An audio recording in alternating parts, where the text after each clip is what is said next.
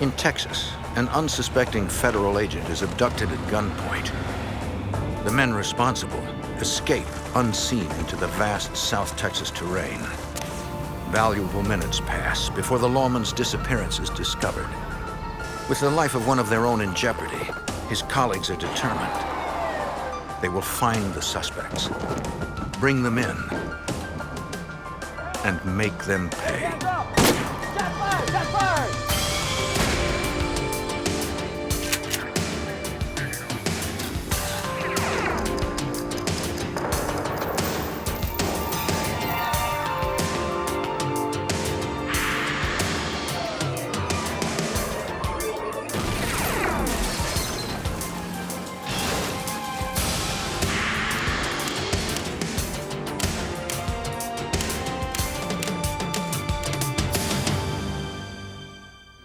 When the victim of a violent crime is a member of law enforcement, the job of investigating becomes personal. At a United States border crossing, armed fugitives kidnapped a customs inspector, then vanished. I'm Jim Kallstrom, former head of the FBI's New York office. Desperate to find their colleague, local, state, and federal authorities waged a full-scale manhunt in Texas and in Mexico. Racing against the clock, they hoped their resolve would make the difference.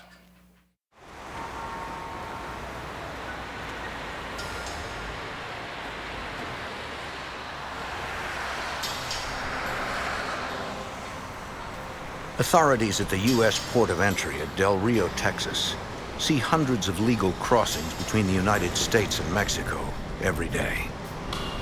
But they also see an average of $250 million in confiscated drugs, all manner of criminal activities, and thousands of illegal immigrants every year. The men and women of U.S. Customs know the threat of danger is always present. Hiding behind the throng of harmless civilians are criminals who view them as the enemy. On the afternoon of January 27th, 1984, a vehicle with Texas plates pulled up to the port's primary checkpoint.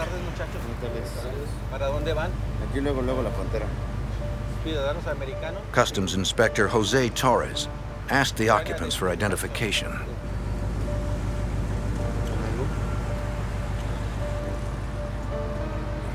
¿Qué edad tienes? The three passengers provided green cards showing they were legal resident aliens allowed to work in the U.S. The driver explained he was an American citizen, but produced only a baptismal certificate as proof. Inspector Torres could not accept it.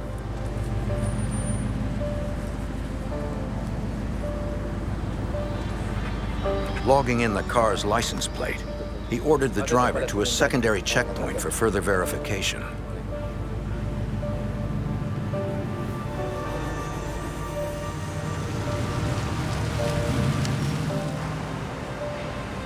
The vehicle was met by Customs Inspector Richard Latham.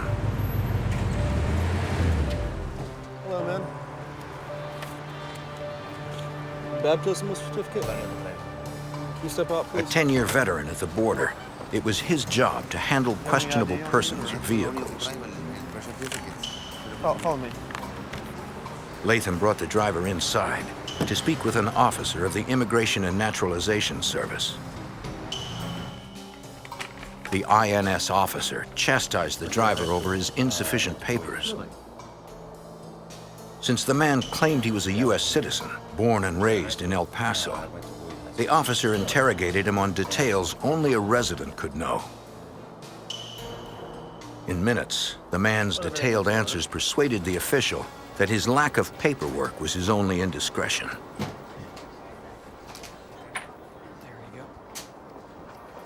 The driver was cleared, but Latham still had to inspect the vehicle. Stand over there. You need to look inside your car. Following routine procedure, he checked for illegal drugs or undeclared contraband. Since there was nothing suspicious about the men or their behavior, Inspector Latham was alone during the search. To everyone working at the port that day, it seemed like every other day. Then, at about 4:45 in the afternoon, a detective with the Del Rio, Texas police arrived.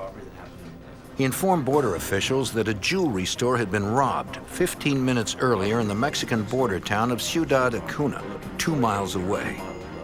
His information was unfortunately sketchy, but he said Mexican police were searching for 4 Hispanic males, at least one of whom could speak English. Police and border officials went immediately to alert each of the inspectors on duty.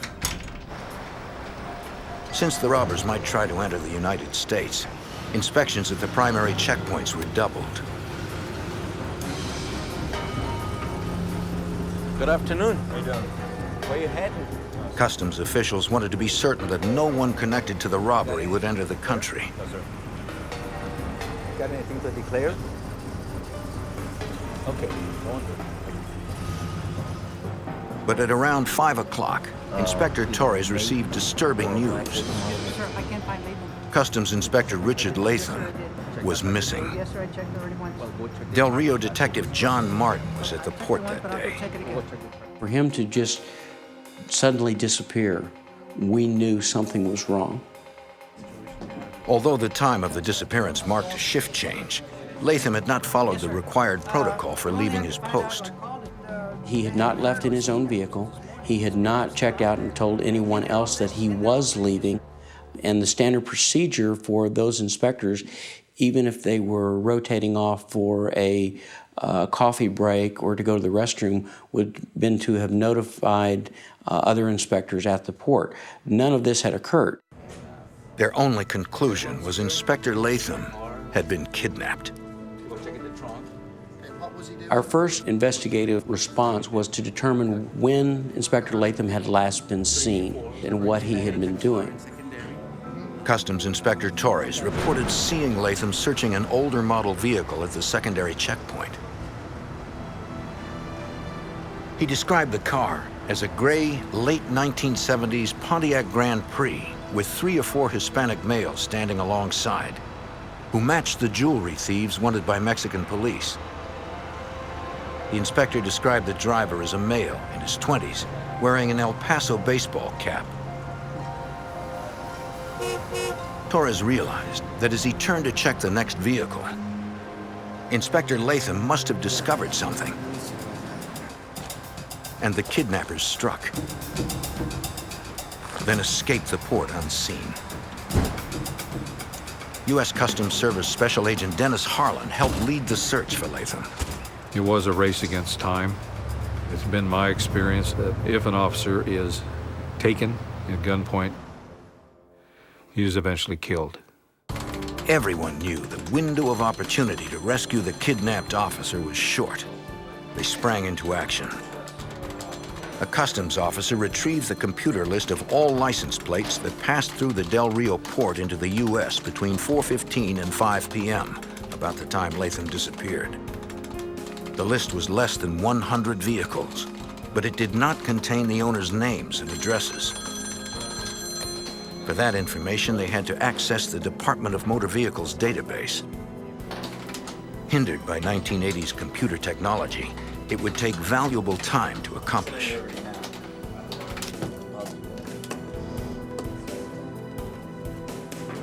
Del Rio police began creating a composite likeness using an identikit.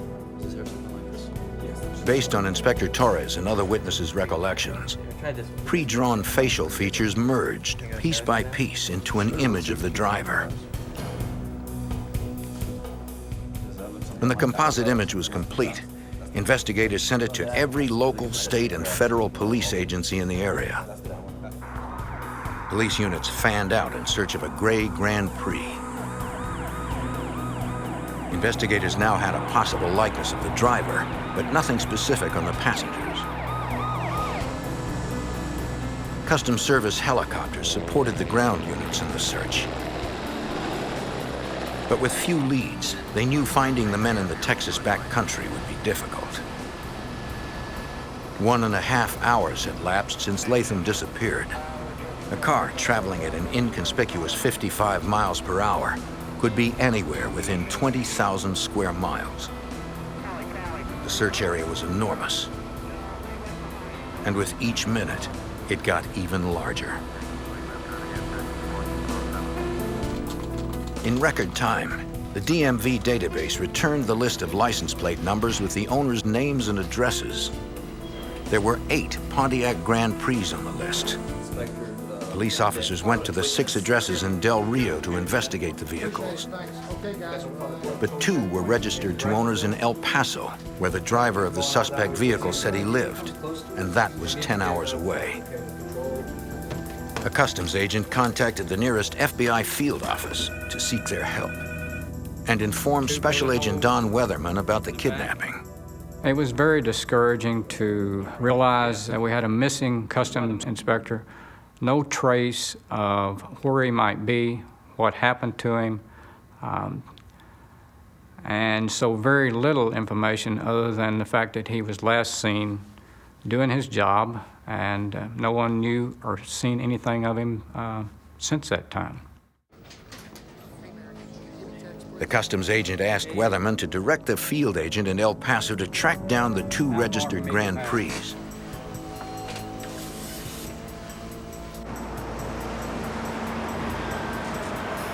FBI Special Agent Charles Riley was assigned to interview the owners of the cars.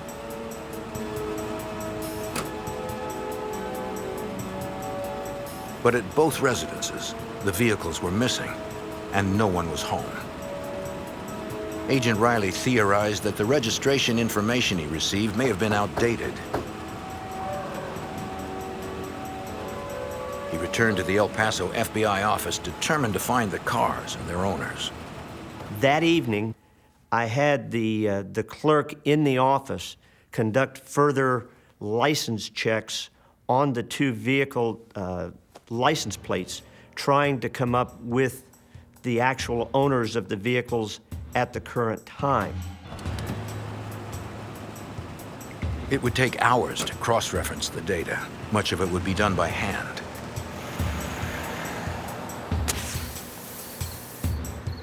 State and local police manned roadblocks in every direction from the port. Where you going? You got any ID? All vehicles leaving the area were stopped and searched.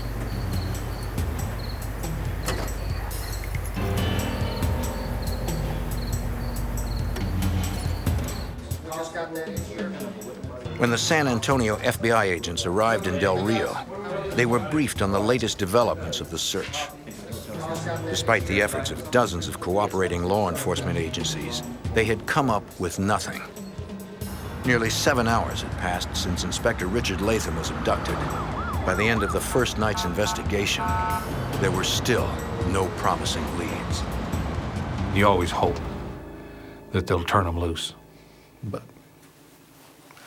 history doesn't prove that out.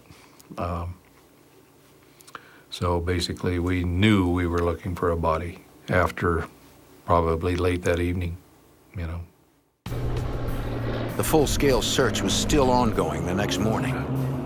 Fixed-wing aircraft, which could travel faster and farther than helicopters, widened the search perimeter to cover the vast Texas brush. Texas state troopers continued their roadblocks in the area surrounding Del Rio. Oh, how you doing today, man? Where you headed? Although by that time, they knew the suspects were likely gone.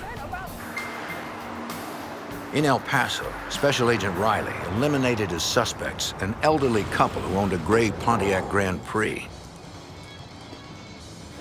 But the other owner sold his vehicle to a man by the name of Ricardo Cortez. Cortez had failed to register the vehicle in his name. A background check showed Ricardo Cortez had a criminal record for drug possession. Riley located his most current address. I went to that address, spoke with Cortez's mother. and determined that he had been out of town for 3 or 4 days. She was not sure when he was going to be back. She stated that Cortez still owned the car in question and had the car with him. I went to the El Paso Police Department and obtained a photograph of Cortez and wired a copy to the port of entry in Del Rio, Texas.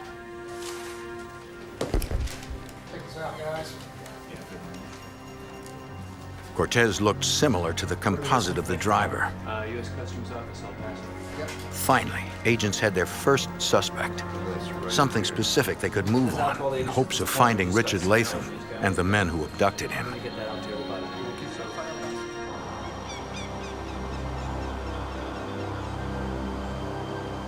But as their hopes rose, 50 miles away, a man collecting firewood near Eagle Pass, Texas, made a grisly discovery. The body of a man wearing a U.S. Customs uniform.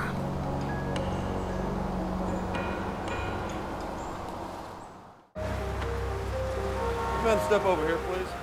In Del Rio, Texas, authorities believe jewelry thieves crossing the border in a gray Pontiac Grand Prix abducted U.S. Customs Inspector Richard Latham. Investigators identified the driver of the car as Ricardo Cortez, who had been missing since Latham's disappearance. But even as they got that first real lead, they learned the body of a man wearing a U.S. Customs uniform was discovered in a ditch off Highway 277 near Eagle Pass, Texas. Local officers secured the scene, but decided nobody would enter until the FBI arrived.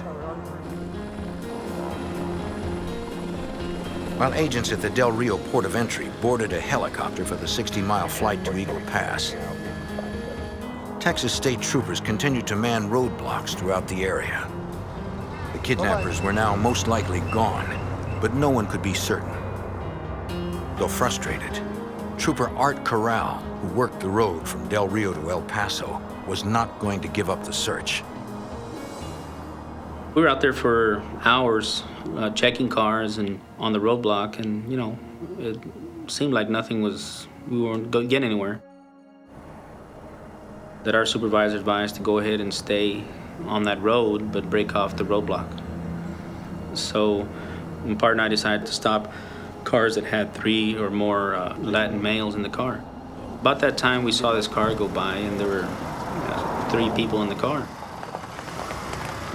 However unlikely, the men inside might be connected to the abduction.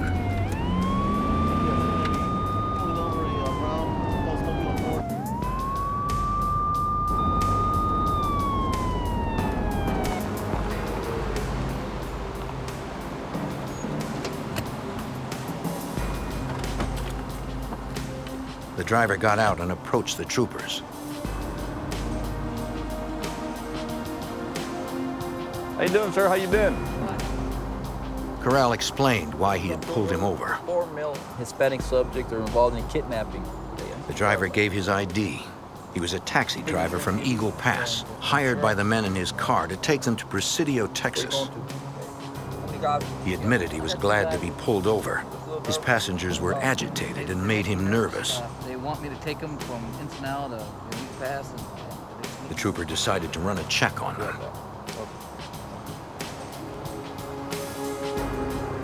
How you doing, guys? Give us your IDs, please.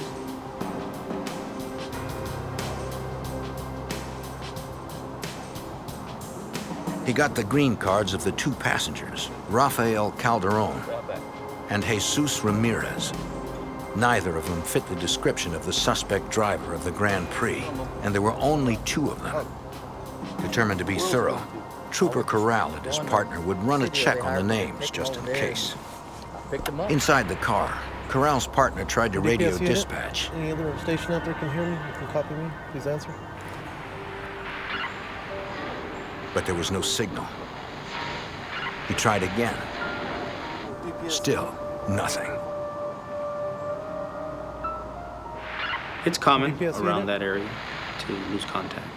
You had a lot of valleys and peaks, and sometimes you would lose contact with the radio station. You'd have to move location in order to make contact with one of our stations. He took down the passenger's information to call in from a different position. How much to pay you?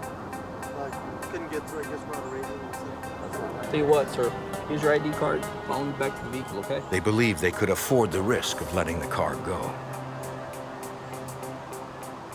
Out here, there's only one road. You may not have another road for 100 miles. So when you let a car go, you know, for whatever reason, and something comes up, you probably have a good chance of finding them again. The troopers took the chance and doubled back to catch a radio signal. By 2:15, FBI agents arrived in Eagle Pass to process the scene where the body was discovered. Everyone working the case had hoped they would find their fellow lawman alive. But the evidence was clear. It was Richard Latham. The inspector had been bound by his own handcuffs and shot twice in the back. The kidnappers were now cop killers. U.S. Customs Agent Dennis Harlan was distraught over the loss of his friend. Yeah, we lost one of ours. One brother officer has been taken and murdered. And those of us that have been in the field, we take that personally. And I was sorry that Richard was dead, but in a criminal investigation of this nature, finding of the body is very, very important. The body becomes evidence. So I felt a sense of relief that we had found the body. Sense of sadness that a friend of mine was gone. Examiners would determine he had been shot with a .38 caliber handgun, the same as his service weapon, which was missing.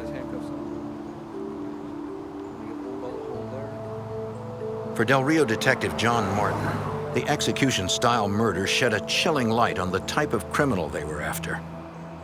Someone that has the temerity to kidnap a law enforcement officer and to subsequently murder that officer, knowing the response that you're going to receive. That is the most dangerous type of individual. That means they don't take anyone's life in any regard whatsoever, and they would kill the average person on the street in a moment.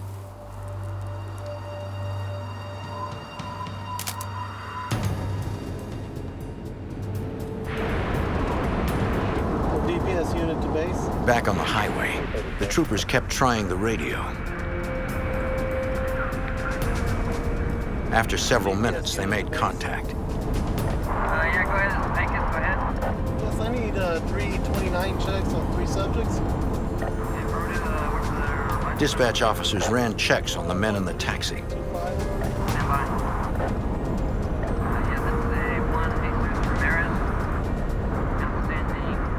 They came back with a return and said there was a possible hit on one of the passengers, which was Ramirez in the back seat.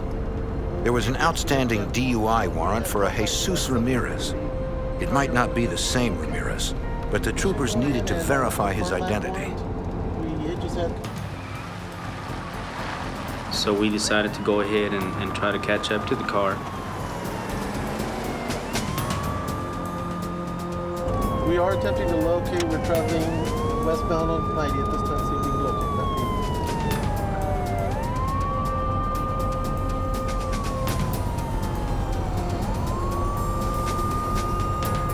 Fortunately, the taxi was still on the highway.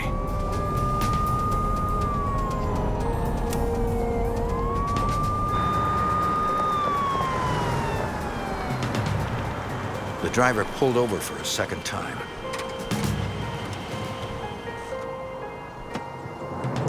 Trooper Corral cleared the driver and approached the vehicle to speak to Jesus Ramirez. I start yelling for the guy in the back seat that I need to talk to him to come on out.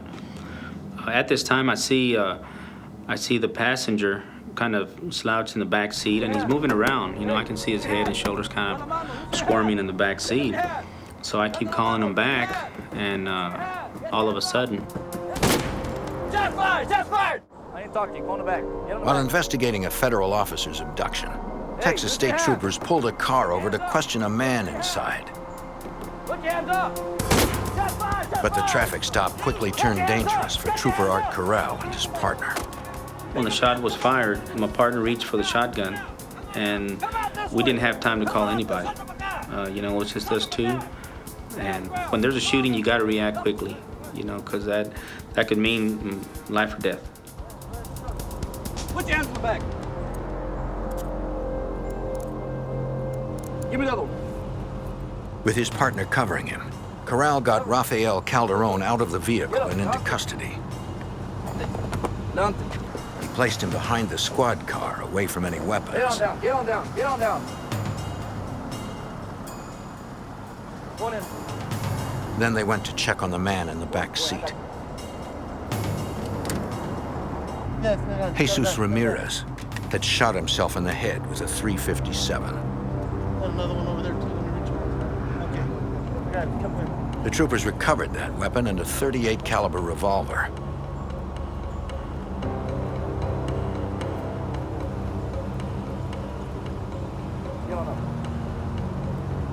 Now they needed to know why the traffic stop turned deadly. One trooper retrieved Ramirez's identification and a piece of paper from his jacket, while the other removed Rafael Calderon's belongings. Any guns on you? No. That's all you got? Including a large knife and a cloth bag. Get a car. Corral suspected that Ramirez would not have killed himself over a DUI warrant. He knew there had to be another motive. DPS unit to base. We have subject Ramirez in custody. 10-4, affirmative, suspect in custody. The troopers called in the incident and learned that Latham's body had been discovered.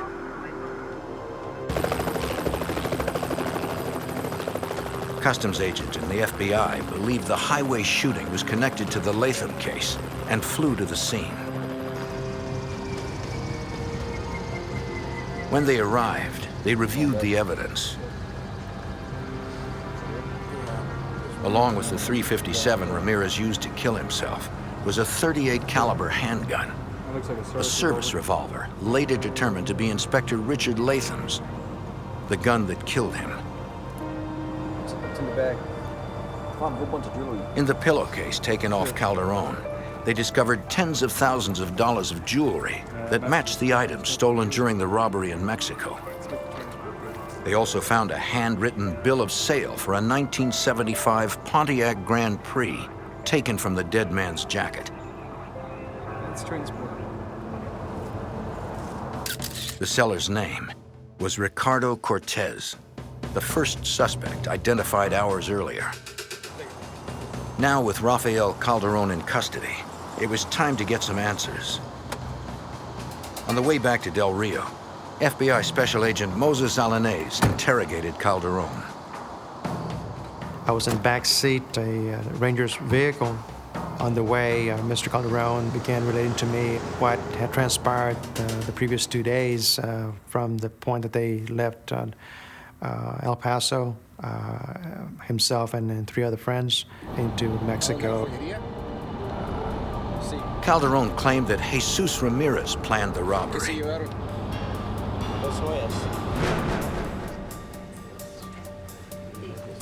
He said Ramirez picked the jewelry store in Mexico, believing it was easier to get away with armed robbery there than in the U.S.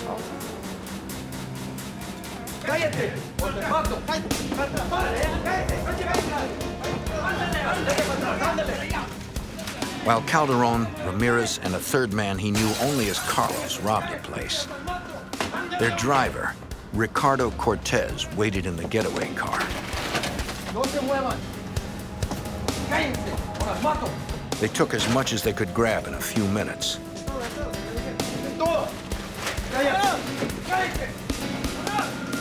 Then left.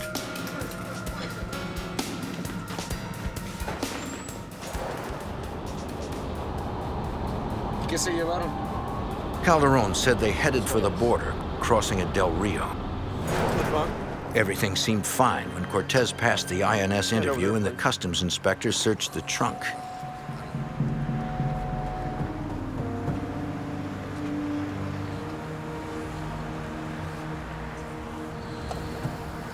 a look in your car?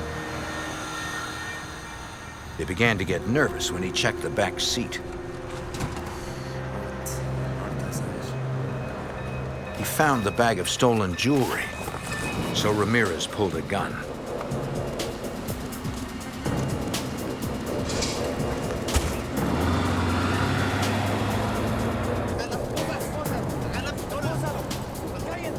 As they left the port, Cortez and the man named Carlos took the inspector's service revolver and secured him with his own handcuffs.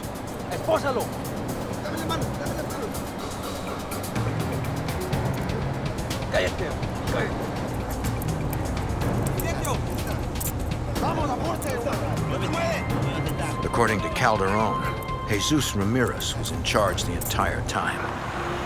He decided the inspector had seen too much. They had to get rid of him.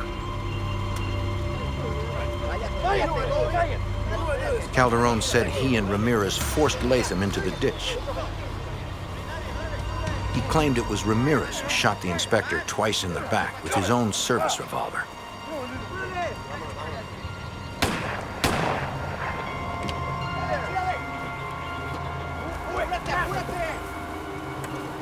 After leaving the customs inspector to die, the men continued to Eagle Pass, where they crossed the border back into Mexico.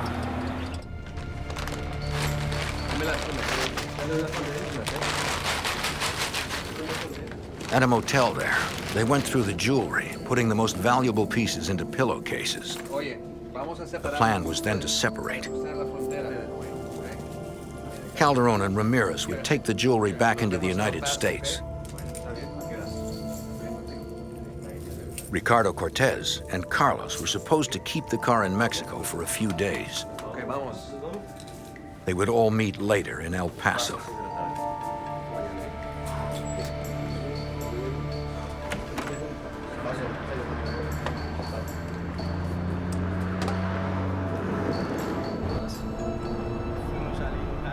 The agent noted that during Calderon's version of events, he repeatedly named Ramirez as the trigger man.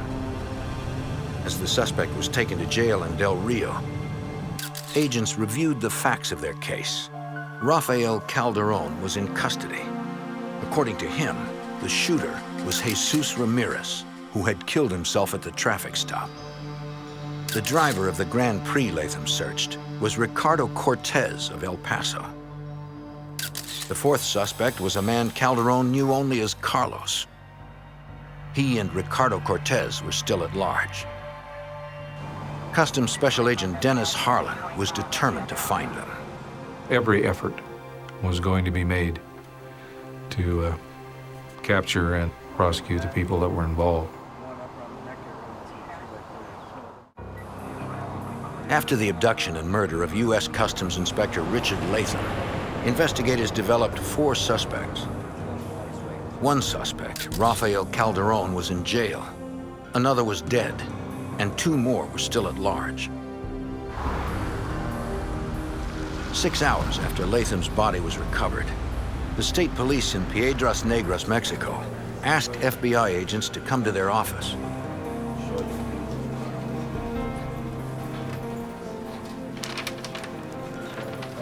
Some of the customs inspector's personal effects had been discovered in a parking lot across the border from Eagle Pass, where his body was found. Included were Latham's wallet, a police-issued canister of mace, and several documents of interest to FBI Special Agent Don Weatherman. We also located 2 California Highway Patrol traffic citations. One listed to Rafael Calderon, the subject in custody, and the other listed to Carlos Pena. Less than 24 hours after the abduction, investigators had an ID on the 4th suspect. Carlos Pena was a Mexican native legally residing in the U.S. Investigators received his photo from the Immigration and Naturalization Service. Now they had to find Pena and his associate, Ricardo Cortez. It seemed that wouldn't take long. The next day, El Paso police received a tip that Cortez and Pena were hiding in an apartment in South El Paso. In minutes, an arrest plan was underway. The two-block area surrounding the apartment building was locked down. Coordinating units on the ground and in the air was FBI Special Agent Charles Riley. The streets were cordoned off in that area, and roadblocks were set up. U.S. Border Patrol helicopters were in the air looking on the rooftops, and officers were posted throughout the area while the search was conducted. The search for the fugitives was a sensitive mission. SWAT teams cleared the building apartment by apartment. It was dangerous work. The hallways were narrow and provided no cover if the two desperate men were to attack.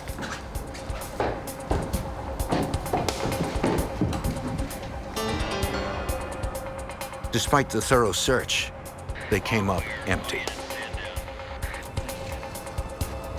U.S. Customs Agent Dennis Harlan was undaunted. You can throw tons of manpower at a case like this, but you need some luck. And good luck is brought about by good, hard, aggressive police work. Then a new lead came when state police in Piedras Negras, Mexico, discovered a gray 1975 Pontiac Grand Prix abandoned in a nightclub parking lot. FBI agents crossed the border to search the car. But Mexican law prohibited a full-scale processing of the vehicle.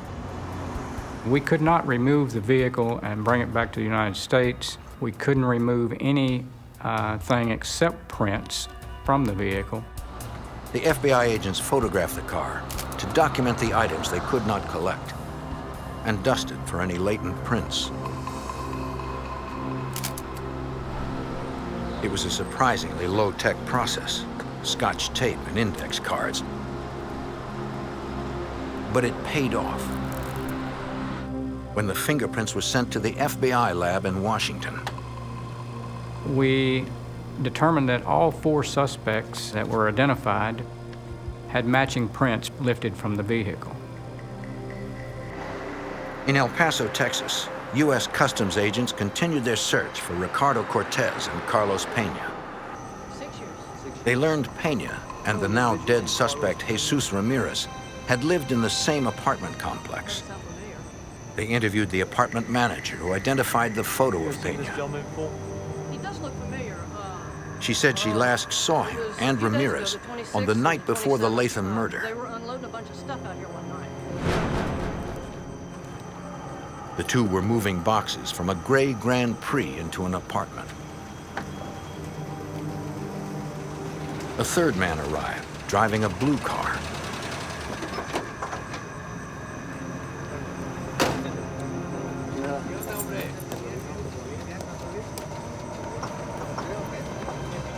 From the agent's other photos, she identified him as Ricardo Cortez. She said the 3 men drove away that night in the Grand Prix, leaving the blue car in the lot.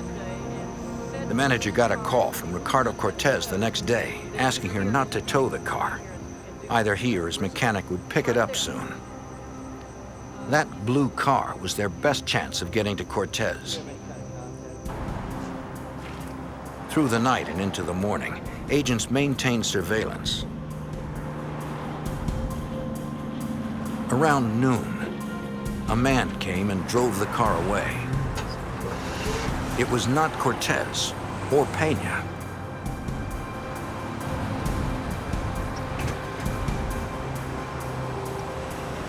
The agents followed.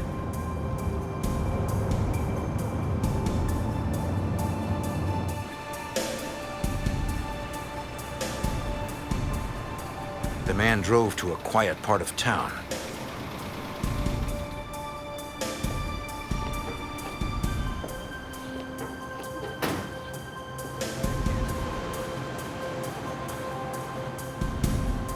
He entered a bar.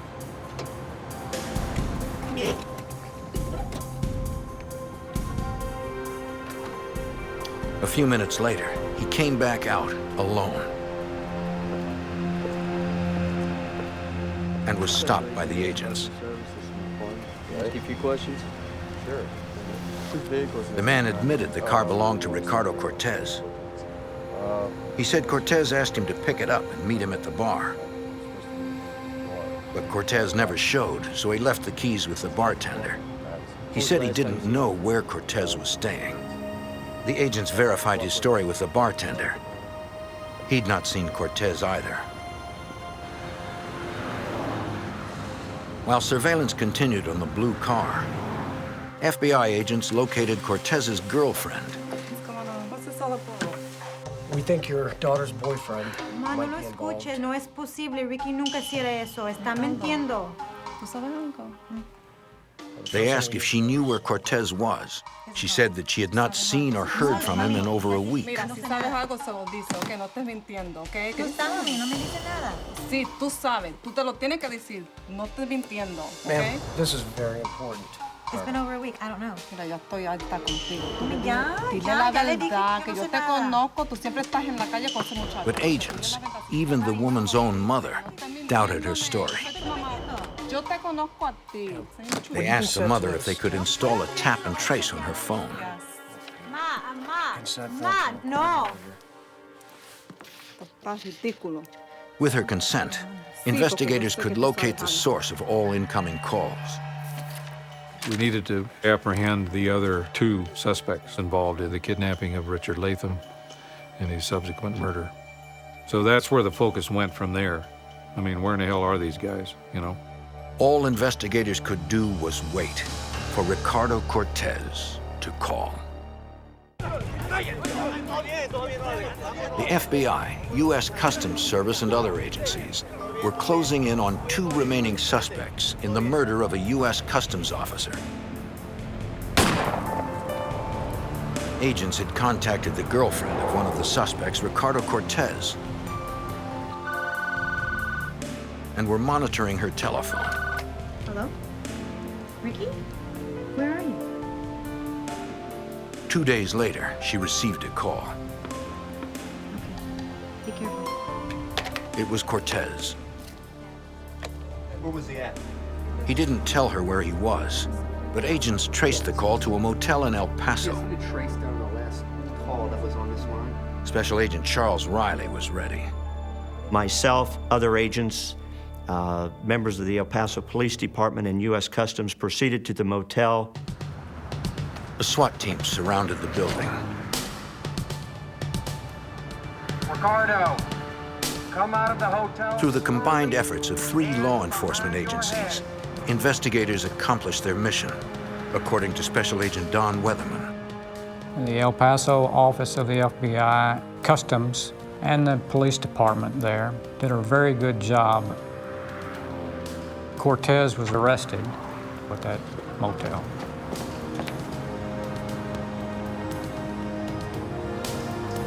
Eight days after Richard Latham's murder, Texas authorities had Ricardo Cortez in custody.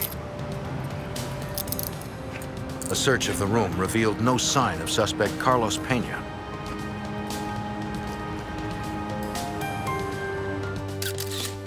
The driver of the Grand Prix, Ricardo Cortez, and Rafael Calderon were now in custody. Jesus Ramirez had killed himself at the traffic stop, but Carlos Pena was still at large.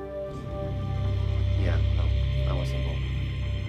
When questioned about the murder, Cortez gave a different account from that of the first suspect interviewed, Rafael Calderon. Cortez agreed that after they kidnapped Latham, Ramirez and Calderon led the inspector into the ditch.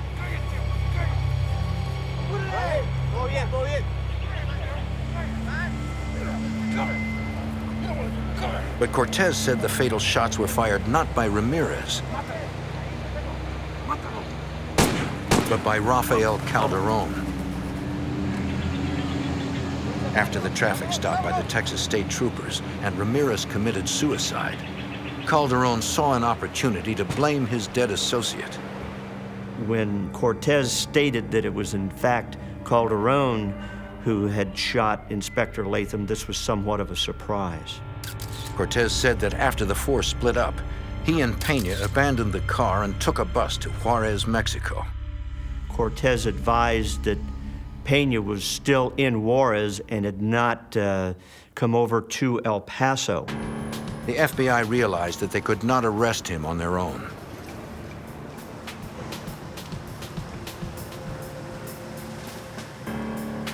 One of the other agents that I was working with contacted the Mexican authorities and provided them with the background information on Pena, and they started looking for Pena in Juarez.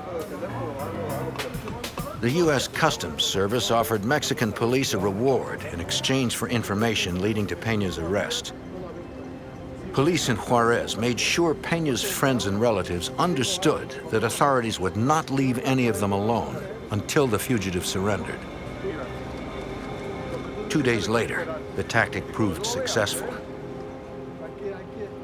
Pena contacted the El Paso FBI office and advised that he wanted to turn himself in. Arrangements were made with him to meet at the top of the Santa Fe Bridge.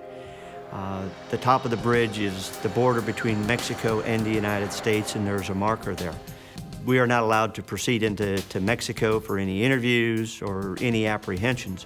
So by meeting him at the top of the bridge, we asked him to step across into the United States, which he did, and we took him into custody. The manhunt was over. The investigators took Carlos Pena to the El Paso port of entry. When questioned, his story matched that of Cortez down to the slightest detail. FBI Special Agent Don Weatherman. In my mind, the arrest of Carlos Pena pretty much summarized and concluded the investigation as to who was responsible for Richard Latham's murder. Their story was so consistent, I'm convinced that Calderon was the shooter and not the deceased, Jesse Ramirez. In San Antonio, a federal grand jury indicted Calderon, Cortez, and Pena on 6 counts. In exchange for his cooperation, Ricardo Cortez was allowed to plead guilty to conspiracy and assault on a federal officer. Carlos Pena pled guilty to the same charges. They were also convicted of state kidnapping charges and each received 23 years. Rafael Calderon, the man who killed Richard Latham, was charged with assault and murder of a federal officer. He pled guilty and was sentenced to life in prison. No one had been able to stop the men from taking U.S. Customs Inspector Richard Latham's life. But his peers, his friends, made sure the killers paid the price. Customs Service Special Agent Dennis Harlan. When anybody is murdered, it's serious business. But when an officer serves the country and protects the people, when he or she is murdered, there's something that happens within law enforcement that's very, very positive. Nobody cares about who gets credit. Everybody is interested in capturing those who were involved and seeing that justice is done. Memorial services for Richard Latham were held at the Del Rio port of entry on January 31st, 1984, at 2 p.m. At 2:30, U.S. Customs officers in every port of entry in the country observed a moment of silence out of deep respect for their fallen friend.